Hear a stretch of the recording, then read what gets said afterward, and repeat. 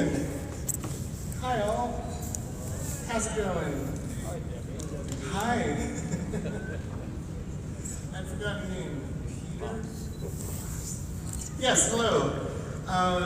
We are going to get started briefly. I'll give a brief overview of the afternoon sessions. Just as a reminder, so we know what's coming up today. We have a panel to kick off, a brief break for bathroom, coffee, emergency, to digest things. Back in here at 2:45 for Amanda Marcotte, Leo Igwe, and then Nick Fish. The scheduled main program ends around 5:15 for a dinner break. The next program in here tonight will be a cabaret show. Don't know if our cabaret person is here yet, but it's going to be quite the show. I hope you're ready for some music and singing. It's not too late to get a ticket to. It's a ticketed event. It will be, and I'll have some information in the program and push that out. A man who is a professional organist for churches, who lost his faith but doesn't want to lose his job. He has some stories to share and some songs to sing. They won't be church organ songs, he promised.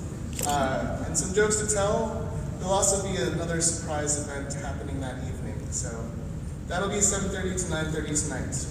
For those who are going to the VIP reception, that's at 5:30 on the 33rd floor. With that, without taking any more time, we'll get started. Our next session is a panel called Amish and Mennonites Hiding in Plain Sight. They'll be introducing themselves and telling their stories, but we're pleased to have with us Mary Byler, Jasper Hoffman, and Randall Martin from the Plain Peoples Podcast. With that, I'll turn it over to you. Thank you. Thank you, David. Good afternoon, everybody. Sind alle ready? Liebe Brüder, Schwestern, Herzen, und mal doof zusammen, wir müssen mal gucken, was wir anerkennen. Särskilt vår fråga för min egen stöd som gebet. Ich hab so en Qualität für mich aufgegeben, für das Hasse will ich sehen, du. Ich hab euch ins Bett gelegt, geschrien, hab euch gebadet, nicht schlafen können, bis ich mal der Hase will, wie du hab. Und hab mich aufgegeben zu sein Wille. Erzählen wir mal ein bisschen dann von der deutschen Lehre und dem Minister, aber ich soll ein bisschen schwätzen wegen der deutschen Lehre und der Rebel zu ein bisschen erzählen, wie er aufgewachsen ist von dem Ministerbuch.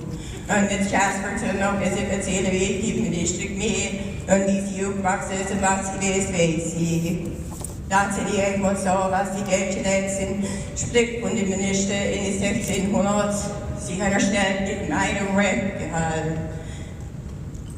Sie sind schnell in der rechten Weg gehen. Wir können nicht in den Himmel kommen, wann wir spotten. Liebe Brüder und Schwestern, alle Abschen, Gott lässt sich nicht spotten. Das ist, was die Prediger gesagt hat. Und die Prediger wissen, es ist der Hase, warte für die Ewig, warte der Haar kann schnell changen.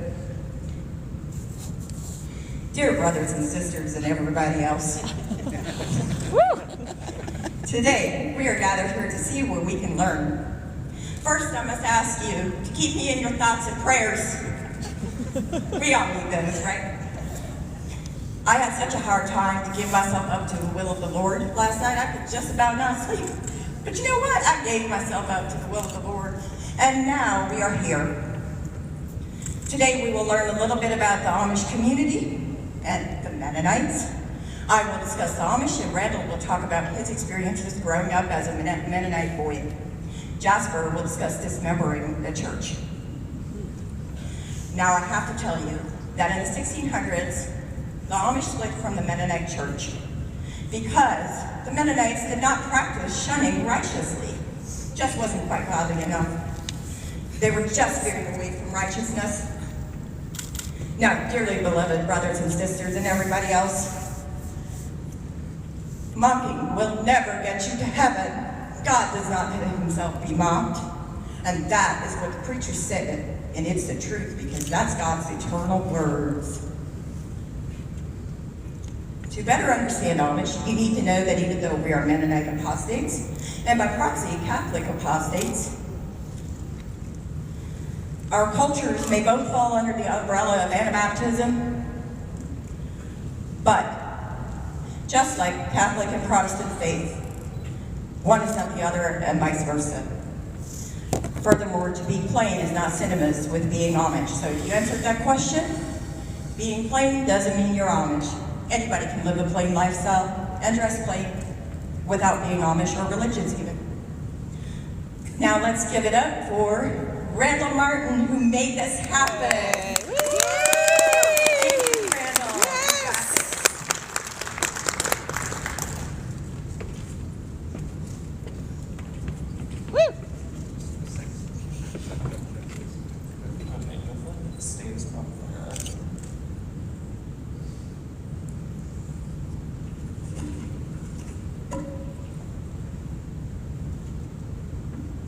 Okay, here we go. First of all, it's so nice to see so many familiar faces out there in the crowd. So many new faces. We would like to take this opportunity to thank American Atheist for giving us this opportunity to present the plain people's lifestyle. It is often something that gets covered up, and we don't have that much of a voice, so thank you all very much. We heavily advertised this on our social media platforms, and somehow it got into the Mennonite circles, and they printed an article about this event in a Mennonite newspaper type of thing. Plain news. Plain news, yeah. And I'm going to take a second here to read what it says. It says, a call for prayer and fasting. A subscriber informed us about a 2024 American Atheist Convention to be held March 28th through the 31st in Philadelphia, Pennsylvania. Some ex-Plain people plan to speak about hidden in plain sight Amish and Mennonites. The subscriber suggests that the church pray and fast about this matter, that Satan's goals will be blocked and the light of the gospel will shine instead. Sent by Plain News on March 2nd. Alright, I am going to just jump right into my story because I have about 15 minutes to share 30 years of life experience. So I am going to just be reading you my life story. Okay, here we go. I was born and raised in an old order Mennonite church known as the Weaverland Conference, also known as the Horning Mennonites, or commonly known as Black Bumper Mennonites, which got its name from a church rule that required vehicles to be painted black bumper to bumper. While many of the traditions can be great, I would like to talk on some of the experiences I had growing up that so often get overlooked by the outside world because hiding behind a head covering and plain clothing covers up a lot of corruption that too often gets ignored and romanticized by the outside world. While we are heavily taught that we are in the world but not of the world, the rampant sexual abuse and emotional abuse that happens behind closed doors is astronomical. I was raised by my single mother alongside my two older siblings. While it is uncommon for a Mennonite husband and wife to separate, this was not the case in my family. My father was raised in a different old order Mennonite church that was extremely conservative and shunned modern conveniences such as the vehicle. Their general mode of transportation was a horse and buggy, bicycle, and or phoning a local taxi driver. He also was no stranger to physical abuse, that many nights would leave him and his siblings fleeing to the neighbor's farm for the night to escape the severe beatings their father would bestow upon them at any given chance for any minuscule moment, such as being caught with a radio or small gas-powered engines that were rigged to wagons to make it easier to get around the farm. My mom and dad met each other on their running around time, aka Rumspringa, which is grossly misrepresented in today's society. When they married, they decided to join the Mennonite church my mom was a member of, which was a split-off church from my dad's church that split in the 1920s over a bishop who had the audacity to buy a car. Then, marrying them on good standings, as marrying a person who is not part of that specific church group is strictly forbidden, regardless if the spouse-to-be is already Mennonite. Due to my dad's he suffered as a child, I have no doubt played a role in the wrong path he ended up going down later in life. My mom gave birth to my sister, my brother, and then me, the youngest. The married life was great for them for the first couple years until the anti-government movement took its hold on my dad and turned him into a raging alcoholic and violent abuser that would lead him to flipping over chairs he was sitting in an effort to escape what he thought was the government coming for him when he would hear helicopters fly overhead, which we would learn later we lived in the route the hospital would use to fly their trauma patients back to the hospital. To better understand my dad's way of thinking, think of the cult the government raided in Waco, Texas with the Branch Davidians in 1993. We also believe he may have been in contact with Randy Weaver, who was famously known for the 11-day standoff with the feds known as Ruby Ridge. My mom getting cold feet about these anti-government movements she was attending with Dad quickly became something she knew she did not want to be a part of. Dad growing increasingly violent over anti-government propaganda left Mom and us kids severely abused in the home. From marital rape to being thrown down the basement steps and beatings that would leave us kids with bloody noses and bruises unavoidably led my dad to being arrested and the Fed seizing weapons from the house and Mom filing for that ever so needed restraining order. The Mennonite church we belong to is not anti-government, but the use of the government in any way was strictly forbidden. So the filing of a restraining order by my mom got her in trouble with the church. And she had to stand up and confess her sin to the entire congregation to remain a member and partake in communion services. My dad would later be excommunicated from the church, and even though this is all approaching 30 years ago, no one knows where he is, and the last I heard of him, he owes 30 years of back taxes to the IRS. Due to the biblical teachings against divorce and the church standards against the use of the law, my mom cannot and will not file for divorce for the risk of eternal hellfire and excommunication from the church. They are still legally married to this day. Till death do they part. Around the age of 6 or 7 is when I discovered that I was gay. I hadn't known yet that this was supposed to be a bad and sinful, or even that there was a word for such a thing, until my mom mentioned that we know we're living in the end times because it's only a matter of time when our Mennonite business owners are going to be forced to hire gay people to work in their businesses.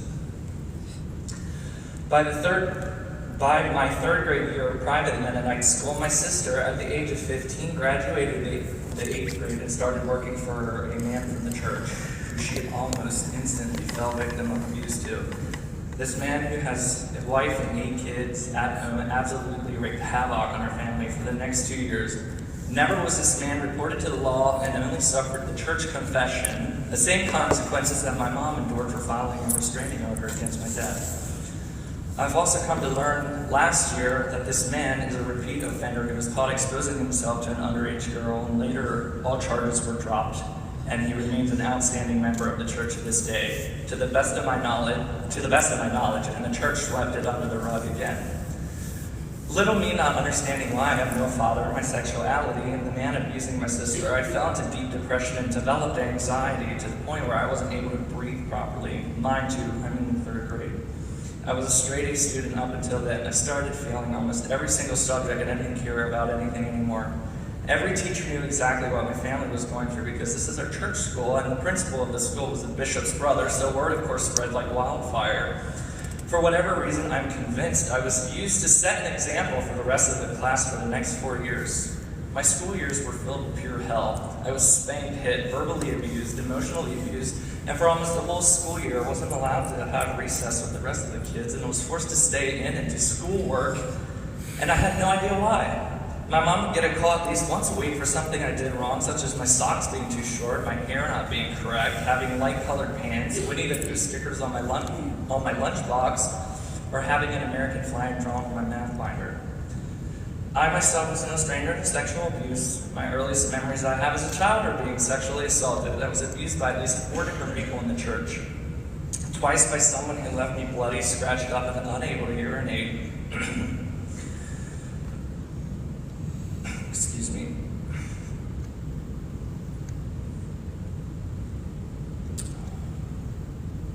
And I was once offered a whole $1 bill to perform oral sex on my best friend's sister's boyfriend, which I declined the offer. I was 14 years old at the time, and each and every one of my abusers to this day Excuse me. Give me a second. I was 14 years old at the time, and each and every one of my abusers are to this day outstanding members in their churches. Years later, after being open about my abuse, most of my Mennonite girlfriends confided in me that they were also molested and raped by either brothers, cousins, uncles, fathers, and those abusers are walking free to this day as well. Having no sex education, I believe, made me more susceptible to abuse. The guilt and shame I felt when I started going through puberty and not fully grasping what was happening to my body, the agony and fear of being gay consumed my every thought of every second of every day. After accepting Jesus, I was on a mission to be the best God-fearing Mennonite I could be. But how could I be this good Christian and still have these desires about men? I wanted to join the church and be baptized, but knowing the church was hiding abusers and the fact that my sideburns became below my mid-ear, I was not willing to trim them above mid-ear to be on good standings for baptism and church membership. After countless rededications to Christ in an effort to cure my sexuality and stand firm on the rock of Jesus Christ, I would end up blaming my country music CDs and my DVD player I had hidden in my room on the lack of feeling God's presence and peace in my life. And after yet another rededication, I hauled everything outside and smashed hundreds of dollars in music, movies, and a DVD player into a million pieces. Still not having been cured of my sexual orientation, no matter how much I prayed or what I did, I grew into deep depression and the thoughts of suicide grew stronger. Who was I supposed to talk to about it? I'd lose everything. If anyone knew about my sexuality,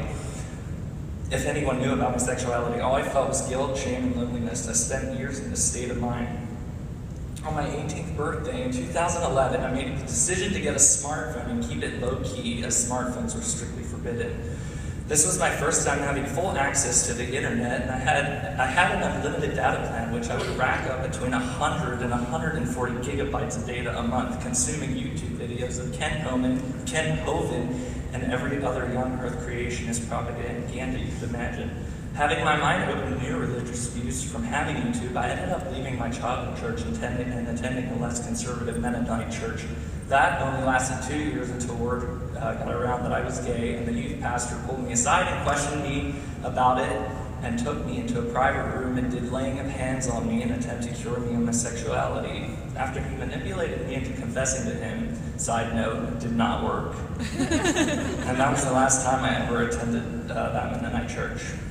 My deconstruction and deconversion story is a whole other story that I can't possibly fit into this segment, and so much more behind the scenes that made me up to where I am today. The same way I was able to find my new views on Christianity was the same way I was able to find my way out of Christianity. The internet, YouTube opened my eyes to a whole new world that led me into finding the atheist experience, Seth Andrews, Tracy Harris, Jacqueline Glenn, and people like Aaron Robb, and so many more. When I was in the church, no one ever once asked me if I was okay or needed help, not once. After deconversion, I lost most of my friends and the massive amounts of privilege granted to the Mennonite churches by the government. Even though I am fully accepting of the LGBT community, obviously, I still have this knee-jerk reaction to seeing two men holding hands in public.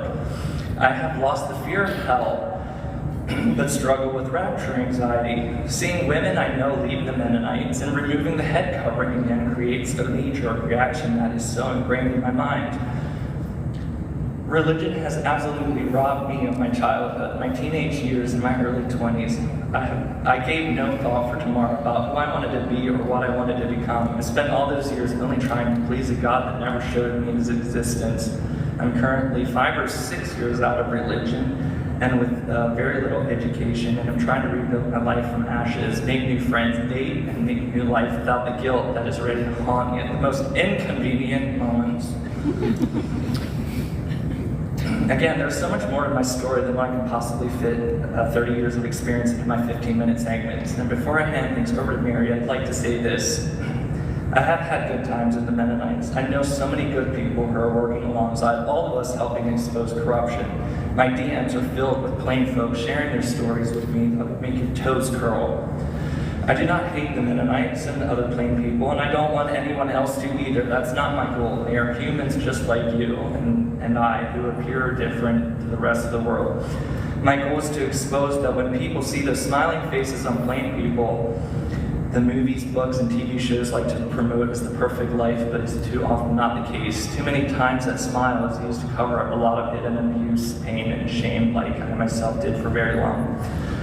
I want to be a light, a friend, an example, and a safe haven to plain people seeking refuge and hope from someone who can understand. My hope is not to destroy the Mennonite Amish lifestyle, but to bring awareness and be there for anyone who dares take the first step out. To be a friend and a listening ear in hopes that they can find hope in community on the outside a lot quicker than what some of us did. Thank you.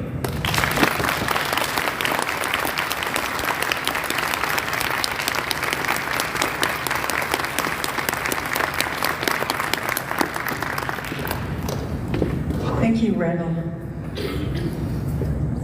I'm so proud of you. I'm so proud of you. It takes so much courage to get up on the stage in front of all these faces. Even if you know people, it's not easy to get up and talk about it.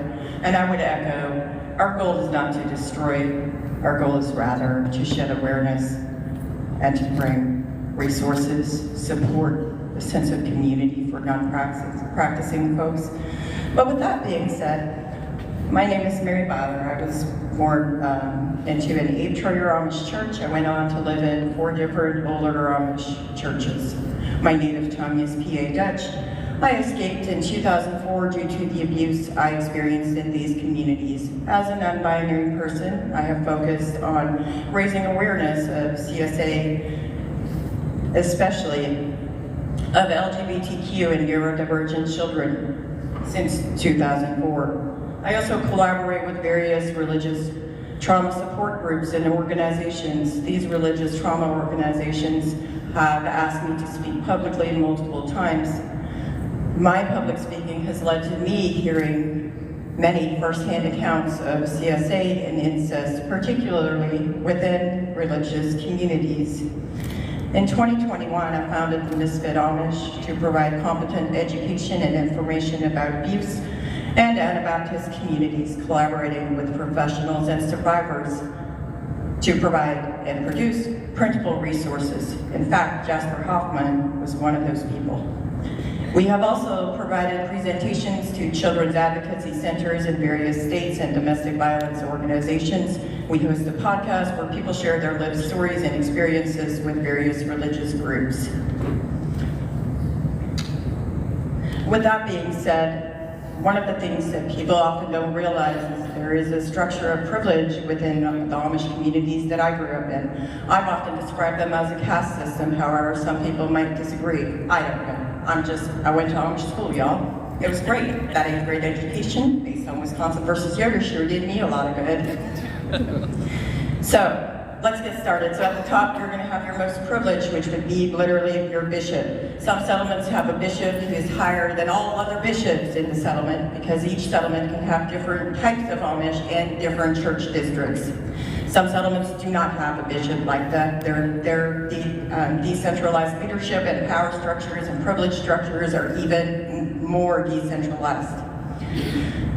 A little lower on that scale of privilege, probably like the second ladder, you might have your church district's ministry, you might have your steering committee members, you might have people who are affluent families, you might have founding families from certain original bishops, because you know, I can tell you who came out the boat. His name was Jacob Byler.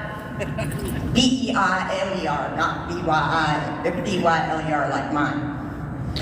Of course, every group of people has a middle class. They're average people, they're rule followers, you know, they keep their head down, just trying to get by. Often might not be able to engage in the same activities as the people above them on that ladder. Because if the people above them on that ladder do that, they might not even have consequences. Yep. But the people in the middle class, they might have consequences. Yep. And below that, you have people who maybe they've gotten in trouble a couple of times and then they're watched, they are monitored heavily. They might even have like men appointed over them, a committee of men appointed over them to manage their money. Grown people, you know, 35 years old, running a business. Well, if he goes out and wastes $30,000 on gambling and women, wow, women, man. Here comes his daddy to the ministry. They're like, oh, we're gonna appoint people to manage your money. Like a child. And lastly, beneath them, you have the most marginalized people. These might be people who are less well-to-do. They might be poor. They might have faced adversity, such as like some families that just struggle. Some families might be disabled. Some families might have multiple children who have a disability. Sometimes somebody who's widowed may be in that category. Sometimes people who need church assistance to pay their medical bills, or tragedies, if there's an accident or fire. And lastly, on the very bottom, you have everybody who's joined into one of these communities, because if you are joined in, whether that is by adoption or your family joined or you joined by yourself, you will never accomplish the status or the same status as somebody like me who's born in. Because to be born in is a privilege. It's a gift, a covenant given to you by God. And to better understand that privilege, it's also important to recognize that we were also taught that women should obey all the men in charge of them. For example, when I attended a funeral, I was told not to attend. One of the boys, well, it used to be a boy, he was a man then, married man, he walked up to me and he told me to leave. And I looked at him and I said, Ruby, is your name on the deed of this property? And he said, well, I told you to leave and you need to leave.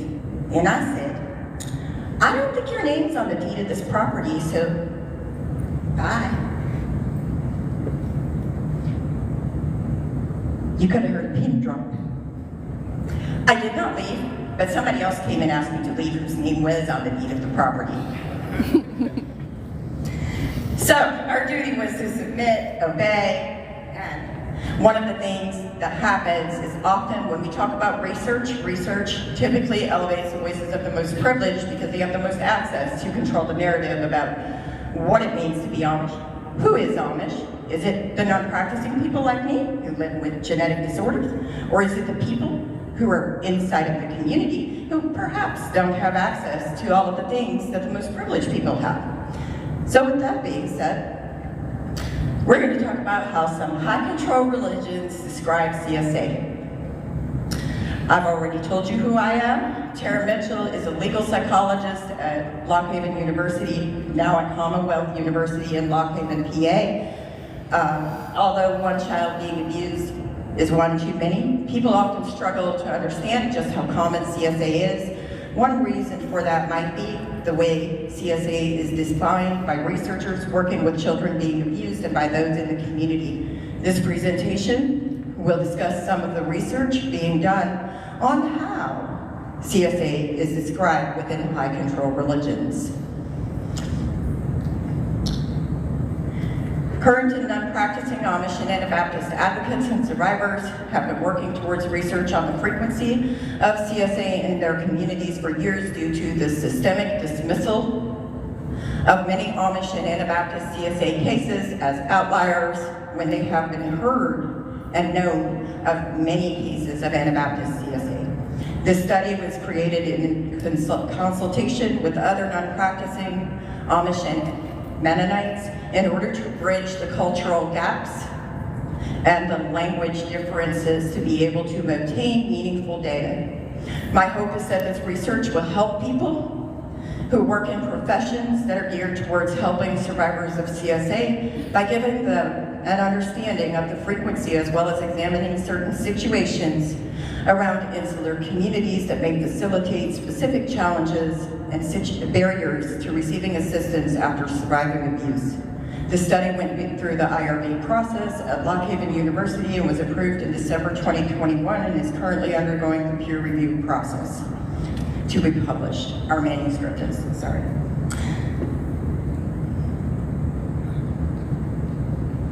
"410 people started the survey. Some people did not answer a single question. 380 people answered the question of their gender. Of those that did, 81% of the responses were female, 17% of the responses were male, and 2% of the responses were non-binary.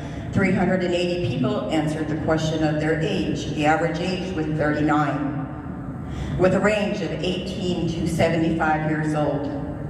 310 raised Anabaptists responded to the survey. 172 of them are currently attending an Anabaptist church. Please remember that many insular groups' teachings from the ministry and the community can have a big effect on how children may interact with the child advocacy centers, especially when children are taught that to speak of this sin may make their own sin just as bad, if not worse than, the sin of the offender sexually abusing them. They may not be able to communicate that with you. Lastly, if the community has a culture of silence around appropriate and inappropriate touching, as well as sexualizes children and shames them for being the victim of CSA, the children may not have the language to describe what they experienced. So the overall rate from the respondents was about 1 in 2 of the people who responded had experienced CSA. The overall respondents included churches of various denominations, even though they were primarily Anabaptists. We asked folks if they were taught CSA is a sin, a crime, nothing, or both, a sin and a crime. Of the 155 who were abused, the majority, 51%, were not taught anything, with another 28% only taught that it was a sin. Only 16% of those abused were taught it was both a sin and a crime. The opposite pattern was true for those who were not abused. The majority, 64%, were taught it was a sin and a crime. 16% were taught it was only a sin, and 18% were not taught anything. There are documented anecdotal reports of people using inaccurate and vague terms that downplay the severity of sexual violence against children, as well as remove access to potential resources. Sometimes these terms are used because that is the way people were taught to talk about child sexual abuse. We found it important to gather specific terms that may be used to describe CSA by religious groups. So we asked participants, if you were taught child sexual abuse is a sin, what was it called? Some folks indicated they were taught these terms that explicitly indicate accurate descriptions of sexual abuse, not child sexual abuse. Other people indicated they were taught varying other terms that can and may be used to describe sexual assault but are not inherently indicative of the severity of CSA, and may lack in specificity when attempting to communicate with appropriate authorities to report, seek support, and seek resources. We feel it is important to include child abuse, sex act, generic abuse, and abuse in this category because it hides, denies, or minimizes sexual abuse. Furthermore, pedophilia is a diagnosis term that means someone is attracted to children. It does not indicate that sexual abuse has occurred. Not all pedophiles sexually abuse children, and not everyone who sexually abuses children is a pedophile. Claiming that CSA is pedophilia denies the possibility that CSA is driven by the desire for power and control over the child, not sexual attraction to the child. Research has shown that people who sexually abuse children are motivated by far more than sexual attraction to children, according to Sullivan and Sheehan in 2016. Other people indicated they were taught phrases that can and may be used to describe sexual assault, but are not congruent with the description of child sexual abuse used in general, such as the National Child Traumatic Stress Network's description of CSA. That description is child sexual abuse is any act between a child and an adult or another child in which the child is used for the sexual pleasure of the adult, other child, someone in authority, example given, school teacher, minister, or an observer. It is possible that when we read this slide, it means that children who are sexually abused may be afraid of being led astray by the devil and demonized, or it could even mean they're more likely to be abused if they're seeking support and resources not of the community. This is especially true if they are also taught that the child is equally likely to be possessed by a demon or a devil that was sent to attack church leaders.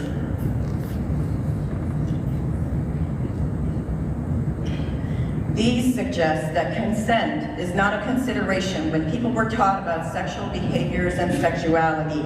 Those working with people from conservative and high control religious groups should understand that all sexual behavior may be considered equally bad.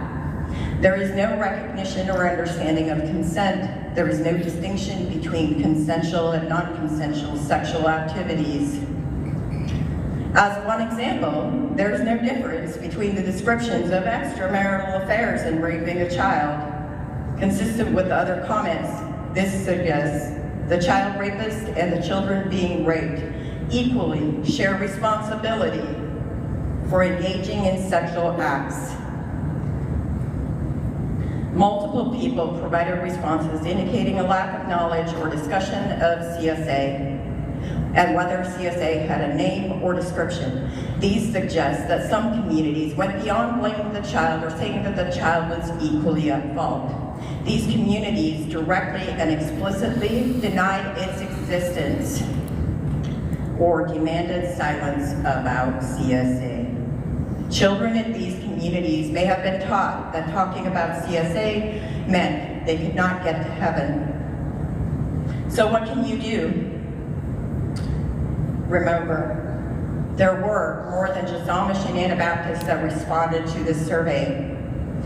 And if you look at the slides, one of the responses specifically I want to point out was they called child sexual abuse porneia. That is not an Amish term, that is not even an Anabaptist term. We can always understand that it affects more than just one group of religious people, and more than just one group responded to the descriptions. We can share this information because folks internal and external to high control religions need to know more to be able to work effectively towards safety for children within our world that we live in. Thank you all for being present. I'm really grateful for everybody for having me here and for listening. And before I end this, let me introduce you to Jasper Hoffman, founder and producer of the Plain People's podcast. Jasper was actually somebody who was raised in an Anabaptist community, a conservative Mennonite community, but she was not born in. Her parents joined. Jasper has been in Sins of the Amish, which is a documentary series on Peacock, and was in the coverings articles as well as collaborates with other organizations and professionals to create resources for Plain and Amish people that bridge both cultural and linguistic gaps. She's an amazing human, and I'm so grateful to be here. Please welcome Jasper.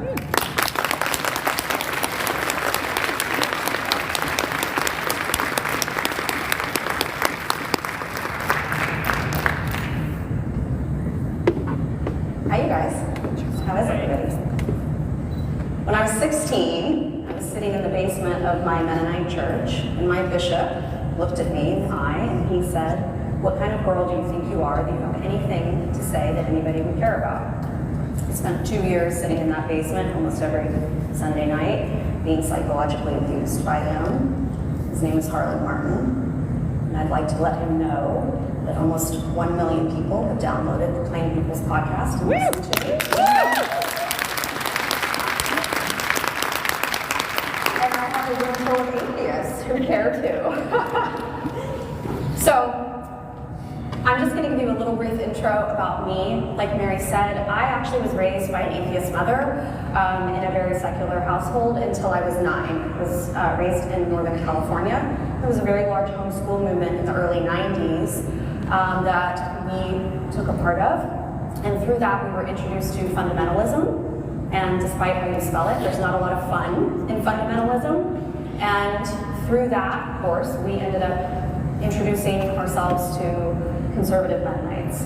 So they started a mission church in California that is still there today. And through the course of that, my parents proceeded to go into even more conservative churches.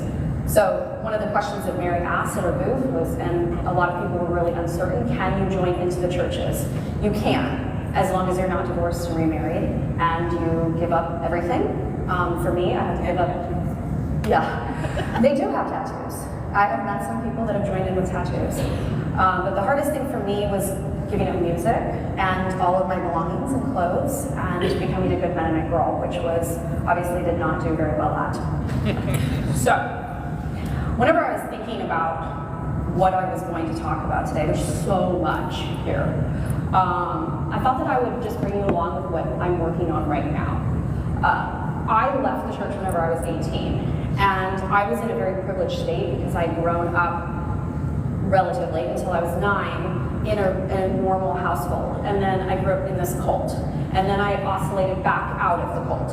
And at that time, nobody was talking about trauma at all, or complex PTSD, which I had endured. My life was living hell the entire time I was in the church. So I was really dysfunctional in my 20s, as you can guess, and I felt like I was just not portraying the correct struggle that people were going through to leave the communities, because I, with an 8th grade and 10th grade education at best, made it into school, made it to college. I was a single mom, working 4 jobs, very passionate about what I wanted to go in career-wise. And so people looked at me and they thought, wow, well, it's easy to leave a church, right? I mean, if you can do it and you can raise a child by yourself and you can have this personality and engage with people and be active and have this life, like surely it's really easy to leave, right? It is not at all. In 2018, I started to connect with people on social media that were from the Plain communities. And there were all of these little forums for people. And it was like these little pods of trauma dumping on what we had gone through. Mary and I met in one of those. And in fact, Mary told me 5 years ago that she was done talking about the issues because nobody was listening. So I reminded her last night, after I told her 5 years ago that people were listening, that they're listening, right? So nobody was talking about these issues at all. So what really was the catalyst to starting this podcast was that in the summer of 2018, there was a ruckus on Facebook because everybody gossips in the Amish and Mennonite communities. And there was a series of gentlemen that were fringe Mennonites. They were not as conservative as we were. And they had proudly put on social media that they had destroyed all the evidence of one of the brothers in the church for pornography, child pornography. They'd broken into his business and destroyed everything so that way nobody would ever have to see these images. And I was like, that's a federal crime, y'all. Like, what are we doing here? So we started protesting back on social media, as people do, and just calling it out for what it was. This is a federal offense and you're covering up evidence of child pornography. Well, they tried to come after us, and the only way that they can really leverage us ever is to expose us for what we've done when we were in the church. Whether it's Randall's story that he was sexually abused and it's somehow his fault, right? So they want to smear campaign all of us. So I was like deep in Brene Brown at that time. I was like, yeah, vulnerability, let's do it, right? And I had this thought where I was like, wait a minute. If they only can control us through our stories, and we own our stories, well, then what they have? They're shit, right? So I was like running one day, I was like, I think I'm gonna start a podcast. And we're just gonna have people come on and talk about the struggles. So that way we can have a more spectrum approach of what it was like to leave the church, because I'm not the standard. So I texted my friends, I was like, hey, if I start a podcast, you want to come on with me? He's like, yeah. I was like, cool. I have no idea what I'm doing, y'all. I didn't know what Google Docs was 2 years ago. I've been in the horse industry my whole life, and I grew up Plain. So, but I decided I was going to, and nobody will ever outwork me. So I did it. I Googled, and I couldn't believe it. There was no podcast. There was nothing out there that was talking about these issues. Nothing. And I was like, did I just make something up that hasn't existed before? I mean, I'm a Leo. That feels really good for my astrological sign. I was like, all right, let's do it. And so I did it. So that was in 2018. Like I said, I have almost 1 million downloads. And I had no idea what I was in for. Thank God. I was very naive. I was raised thinking that abuse issues were really only isolated. I was the problem in the church because my family had joined in. Mary spoke about privilege. I spent my whole life being extra conservative to prove that I was worthy of being married. They would not let me marry the person that I wanted to because I didn't have the appropriate name. I was constantly in trouble. I mean, it was like moving the goalposts like crazy for me. So I was so focused on thinking that I was the issue and that there were like these isolated abuse things that when I started the podcast, I really had no intention of it actually being an expose or really having these abuse stories come in. I was just sharing stories, right? And I started noticing a theme because I was like, there's a lot of abuse. And then it's more abuse. And then I started getting accused of only putting abuse stories out there, but I wasn't. The abuse was just so rampant that there was no way that it was like not going to show up in everybody's story, because if that person hadn't been abused, their brother had, or their sister had, or somebody had. So I was like, oh, this is a lot. Okay. What were we doing about it? There was crying all over, but nobody was doing anything about it, except talking about it in these forums, right? The forums were where all this information was. But because people were still thinking very much like Mary, where nobody gives a shit, they're not going to do anything. And so I was like, let's start talking about this and let's start challenging these things. So in real time, everything is still happening for me, right? So I'm going to go into talking about the facilities and the investigation that I've been doing. I don't have answers for you all yet, but I just know that if I start talking about things, maybe the solutions will come to me, but I'm not going to shut up, okay? Like my bishop wanted me to. So this is David Smucker. Fuck him. Yeah. Yeah. Okay. Right. This man is dead, so I can Yay! In 2019, so a year, I'm bebopping around, right, recording people. This person was a horrific pedophile, and he was charged with, I believe it's like, what does it say? 24 felonies. That's what he was charged with in March 2019. He was an older gentleman and showed absolutely no remorse for the 4 women that he assaulted. But here's what happened. So we know that sexual assault is happening at this point. You would think that you would put somebody that is that big of a pedophile in jail, right? Especially if they have a $2 million bond, bail. No. They sent him to a Mennonite-run facility. And that's what we're going to talk about today. And I was like, what is this place? Whispering Hope. It looks very pastoral. It looks exactly like everything in Lancaster County that people come and spend all of their family money on to tour the Amish and Mennonite communities, and they buy the butter and that's salted with the tears of children, like I like to tell people.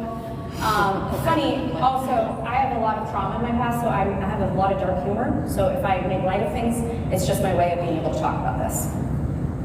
So they sent him out of jail to a retreat for 10 months where he can hang. He's not incarcerated. They're still allowing children to come in and visit because they believe that you need to bring the children back in for forgiveness, right? So this guy has like all these ultimate privileges. And I was like, this is bullshit. Who else is going here? And why do these facilities exist? Because when I was growing up, I only thought that we had like 2 or 3 facilities, and that's where they threatened to send me because I was such a wanton harlot for wearing 30 denier socks, and my hair was too goofy. So I knew that this is a way that they control. So I started doing some digging around. And the cool thing is about having a podcast is that everybody writes in, because I was like the only person talking about this, and everybody's like, oh my God, like somebody's talking about this, I'm gonna send you all this information. And all of a sudden I'm like, holy shit, y'all, there is a lot of these facilities that are happening. Why? And the thing is that the judicial system looks, they send perpetrators to them instead of jail.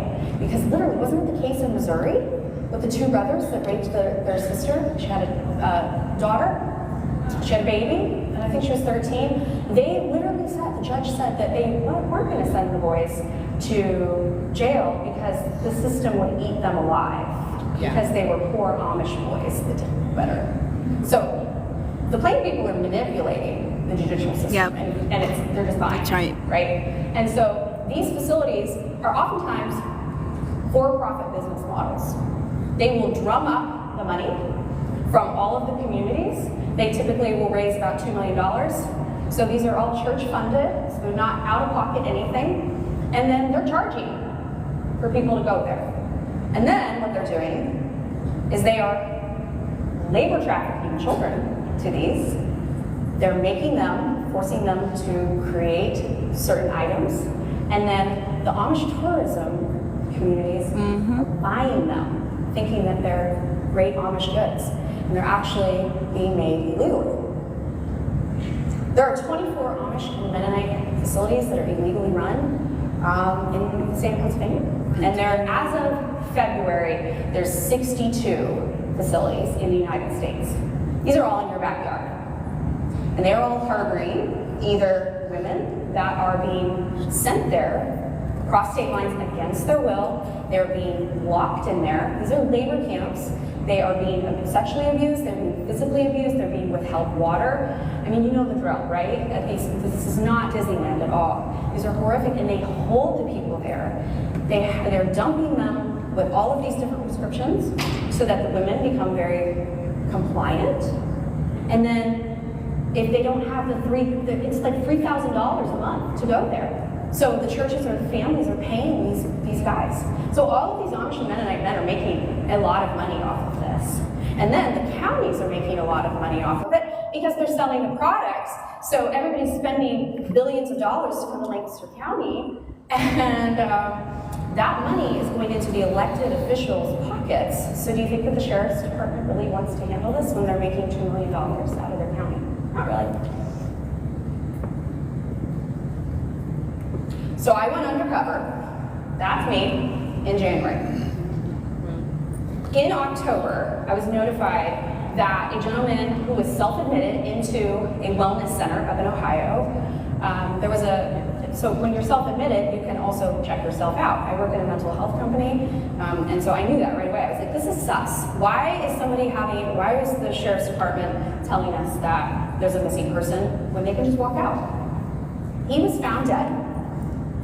2 days later, he committed suicide, supposedly. I'm just gonna put that out there. I did not believe it at all. I was like, I was like, this is not lining up. But we're taught as Amish and Mennonites to not question things. So nobody in the community is saying, where did he go? What happened to him? And so I decided, you know what? I have this unique position, and with that responsibility. I have lived in the world, I have lived plain. I'm this hybrid situation, like where I don't fit in anywhere, and that allows me to be able to go back into this space and play the game. I know how to play the game really well.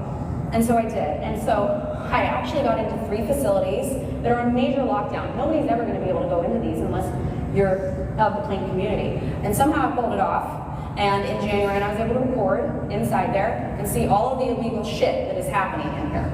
I don't know why Daniel died. I'm still working on that, right? I'm up in Ohio and I'm getting more and more leads on that. But something's wrong, because even if he did commit suicide, why is somebody leaving one of these mental health facilities and killing themselves 2 days later?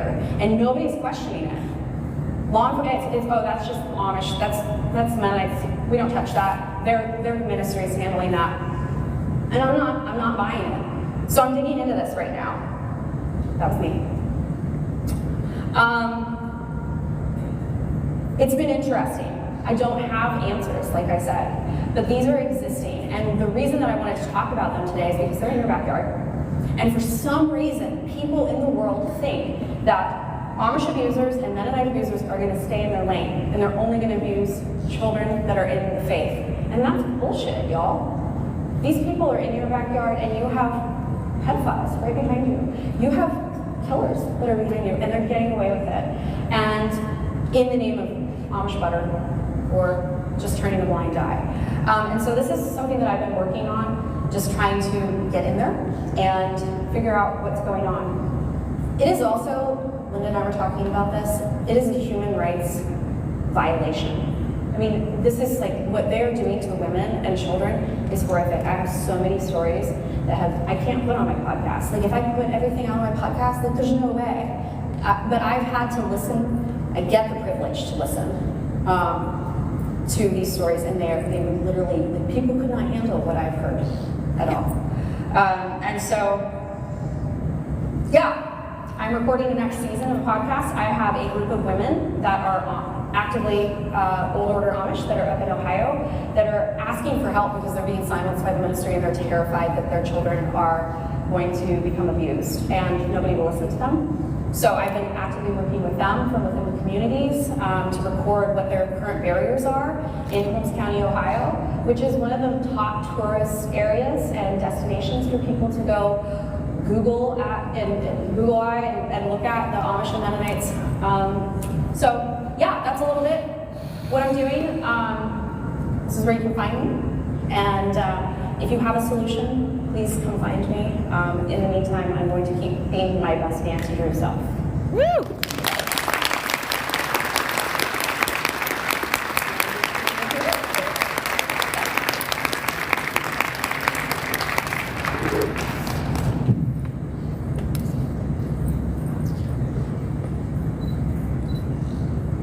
If we have any questions, for your hand up, we can have the panel take a gander at the question. There's one right back there. Oh, there you are.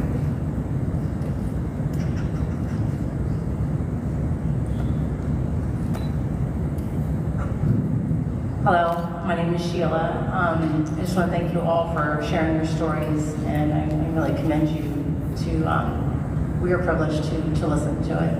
So that took a lot. I just wanted to know, Jasper, or if any of you are working with any of the authorities in Pennsylvania or any of the counties while you're on this journey exploiting these horrific crimes.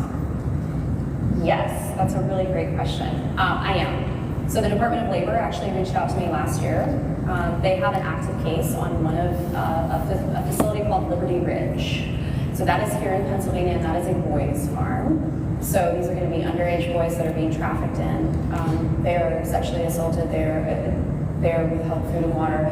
The problem is, what's really hard about how we were raised is that A, you don't question things, you don't have an identity, and you don't realize that you have rights for a file. Like, nobody has a file. Yeah. Nobody knows. There's not like, intake forms and all of that, so when somebody leaves one of these facilities, they have a record of what's been done to them. There are so many people that have had electric shock therapy, like horrific, almost like lobotomy style type of things, and there's no record and no proof of this. So when you come in with law enforcement to try, it's really tricky. So we're looking at it from trying to figure out different angles to be able to take these down, and so I'm very grateful that the Department of Labor is coming in for at least that, to say, no, you cannot have these, you cannot not pay people, and you cannot have children working like this and then you're profiting off it. So I have been, yes, that has been something that I've been working on.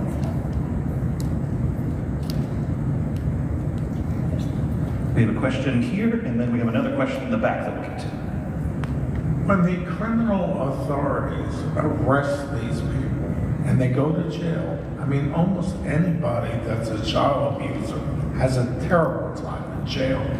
Why are they released? It's called privilege. It's called the judicial system, for example, has no problem taking convicted sex offenders who say, I raped somebody close to 200 times, and say, well, but he's Amish. Poor Amish man, he still needs to go to church and have access to his children and be able to go and live his Amish life. Amish privilege. Yeah, that was kind of the same with my story, with my sister. The church knew about it, and the law, the second time, he's a repeat offender. He was caught exposing himself to an underage girl, and that one was reported to the law, and the last thing I heard was all the charges were dropped and nothing happened. Yeah, it's plain privilege. Oh, and one more thing about the plain privilege. There are multiple cases in Pennsylvania right now where people are reporting crimes against children that are actively happening today, and CYS and DHS literally throws their hands up in the air and says, what do you want me to do? They're Amish, I can't do anything. When they reach out for crisis center support, I've done presentations for agencies in this state where advocates have reported that they were trained to refer Amish and Plain Mennonites back to their communities for support, because we always send people back into the fire for support. I'm sure that burning will help them. So there's also this really neat structure, and I wanted to talk about it, I just don't have time, right? So if anybody's curious about this, please come talk to me at the booth. So the church has created all of these little liaisons, right? And they're there to buffer. So it's not just like you have the abuse and then you have law enforcement. Oh no. No. You have all these committees that are there to mitigate and to be able to educate, because we can't, all Amish, and Mennonites, they can't talk to the world, right? So we have to create what's called the restoration team. And I could talk to you about the restoration team for a good hour. But what they are doing is they're telling law enforcement that they're handling issues within the church. But what they're really doing is not reporting abuse, because they don't want anybody to know, right? So it's like, oh, come here. I just talked to a woman, she's 19, who tried to report her abuse to the restoration team when she was 15. Right? She wanted to go to law enforcement, and they told her that she had to wait until she was over 18, and she had to have proof of her abuse, which then made her brothers have to be involved in a gang rape for 3 years by her father before she could go. And then the restoration team is still saying that she did the right thing. So why? Because they don't get to law enforcement oftentimes, and by the time they do, they have all these men that are so intimidating that dress like in a black, they show up. Right? It's scary. It's the mob. Who wants to? Okay, send them back, So I think that that's a lot of it too, is just they're creating all these structures to be able to prevent that from happening. I think our time's up. Thank you, everybody. We really appreciate you. A round of applause for the work that they're doing. Thank you.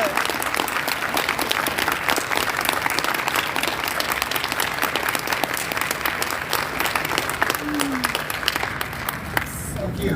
We're going to do a short 15-minute break. Our next speaker, Amanda Marcotte, will talk about the insidious rise of tabloids, how online activists are fighting back here at 2:45. You got it. Thank you.